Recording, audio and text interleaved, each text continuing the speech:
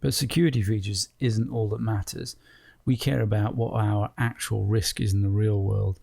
So in order to determine that, we also need to consider the history of security bugs and vulnerabilities. So how weak has this operating system actually been?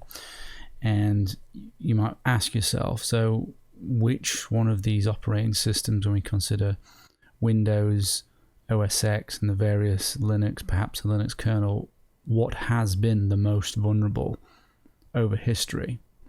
Well, we can actually have a look. And here we are on www.cvedetails.com, and you can see over the complete history, you can see that the Linux kernel has actually had more vulnerabilities. We can ignore these applications, and then after that we've got Mac OS X. So that might be surprising for some people. They would have perhaps expected a Microsoft product to be there. And then we have XP here. But this is over history. We care about now what's going to happen in the future. So if we look into 2015,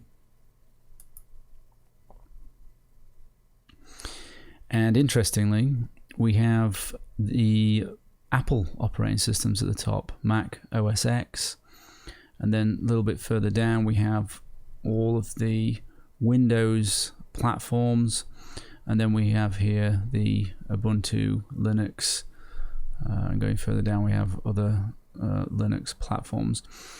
But it's not just the number of vulnerabilities, it's also the severity of the vulnerabilities and whether or not there's an increase in vulnerabilities being discovered. So if we look at Mac OS X, we can see here there's maybe a trend going up to finding more. But when we look at severity here, execute code, these are the bad ones, red, this orange one. So it's fairly severe and potentially increasing in trend for Mac OS X. And then Windows is separated into lots of different operating systems, but Windows 7 has a 50% share still. And we can see here this is all over the place in terms of trending, and still is, you know, reasonable severity here, denial of service here.